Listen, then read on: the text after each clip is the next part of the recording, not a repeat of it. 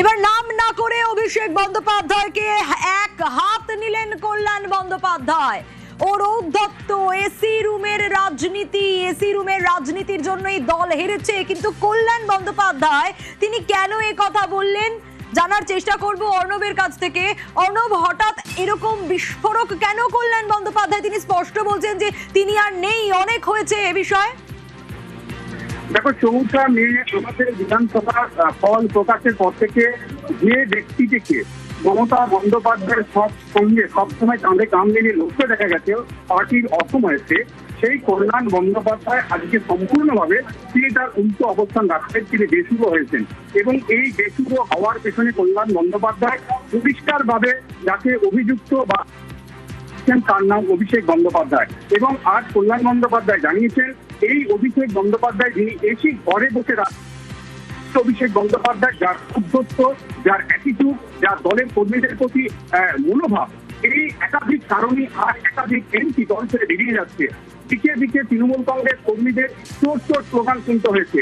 কদিন আগে অর্থাৎ গতকাল বা পরশু তিনি যখন বিমানবন্দরে দিল্লি থেকে ফিরছিলেন বলে বিমানবন্দরে এই কল্যাণ বন্দ্যোপাধ্যায় যিনি 35 বছর রাজনীতি রয়েছেন বা এই সঙ্গে রয়েছেন, জড়িয়ে রয়েছেন, তাকে পর্যন্ত চোর স্লোগান শুনতে হচ্ছে শুধুমাত্র একটি ব্যক্তির জন্য, সেই ব্যক্তির নাম অভিষেক বন্দ্যোপাধ্যায়। এবং তিনি বলেছেন যে অভিষেক বন্দ্যোপাধ্যায় রক্ষা কবচের জন্য গরমের ছুটির মধ্যে হাইকোর্টে এসে তিনি এবং তার ছেলে কীর্তন্য বন্দ্যোপাধ্যায় এই ভ্যাকেশন বেঞ্চের মধ্যে অভিষেক বন্দ্যোপাধ্যায় রক্ষা কবচ জোগাড়ের জন্য মামলা দায়ের করলেন।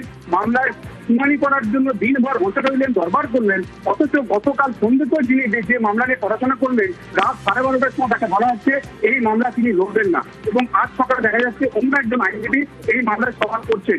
এক্ষেত্রেই এবং তাকে এই মামলা থেকে সরে যাওয়া অভিষেক বন্দ্যোপাধ্যায়, তিনি এবং তার ছেলে কীর্তন্য বন্দ্যোপাধ্যায় কেউই অভিষেক বন্দ্যোপাধ্যায়ের এই ধরনের মনোভাব, এই ঔদ্ধত্য মেনে নিতে পারেননি। এবং এই ঘটনার পরই তিনি আজ স্পষ্টভাবে জানিয়ে দিয়েছেন মমতা বন্দ্যোপাধ্যায়কে এখন ঠিক করতে হবে যে মমতা বন্দ্যোপাধ্যায় অভিষেক বন্দ্যোপাধ্যায়কে নিয়ে এই রাজ্যের মাটিতে তৃণমূল কংগ্রেস চালাতে চান কিনা। যদি অভিষেক বন্দ্যোপাধ্যায়কে নিয়ে মমতা বন্দ্যোপাধ্যায় এই রাজ্যের মাটিতে তৃণমূল কংগ্রেসকে এগিয়ে নিয়ে যাওয়ার স্বপ্ন দেখেন, তাহলে সেই লড়াইয়ে মমতা বন্দ্যোপাধ্যায়ের পাশে আর কল্যাণ বন্দ্যোপাধ্যায় থাকবে না।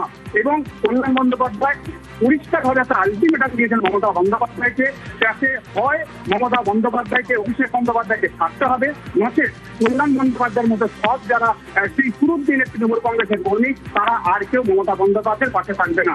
কাজে 20 জন সাংসদ, ওদিকে রাজ্যসভায় প্রায় 8 জন সাংসদ যারা বেসুরো হয়েছিলেন, 2 জন ইতিমধ্যে পদত্যাগ করেছেন, ইস্তফাপত্র জমা দিয়েছেন। এই জায়গাতে এখন কল্যাণ বন্দ্যোপাধ্যায় একটি মামলার সূত্রে অভিষেক বন্দ্যোপাধ্যায়ের সরিজাল কাণ্ডে রক্ষা করা যে মামলার সূত্রে তিনিও বেসুরো হলেন। তিনিও এবার সরাসরি অভিষেক বন্দ্যোপাধ্যায় থেকে আঙুল তুলে মমতা বন্দ্যোপাধ্যায়কে আলটিমেটাম দিলেন, ডেডলাইন দিলেন, হয় মমতা বন্দ্যোপাধ্যায়কে অভিষেক বন্দ্যোপাধ্যায়কে ছাড়তে হবে, আর যদি না ছাড়েন তাহলে কল্যাণ বন্দ্যোপাধ্যায়ের মতো পুরনো দিনের কর্মীদের সঙ্গ ত্যাগ করতে হবে। বেশ অর্ণব, একেবারে ইতিমধ্যেই রাজ্যসভার 3 সাংসদ পদত্যাগ করেছে। আমরা দেখেছি একের পর এক বেসুরো, এবং কোথাও গিয়ে সবাই যখন অভিষেক বন্দ্যোপাধ্যায়কে দোষ দিচ্ছিলেন, এখনো পর্যন্ত এর আগে অব্দি কল্যাণ বন্দ্যোপাধ্যায়কে দেখা যায়নি এ কথা বলতে, কিন্তু এবার বিস্ফোরক কল্যাণ বন্দ্যোপাধ্যায় একেবারে আলটিমেটাম দিচ্ছেন যে বাঁচতে হবে মমতা বন্দ্যোপাধ্যায়কে, কোনো একজনকে। তিনি কল্যাণ বন্দ্যোপাধ্যায় বা অন্যান্যদের সঙ্গে থাকতে চান নাকি অভিষেক বন্দ্যোপাধ্যায়কেই বাঁচতে চান?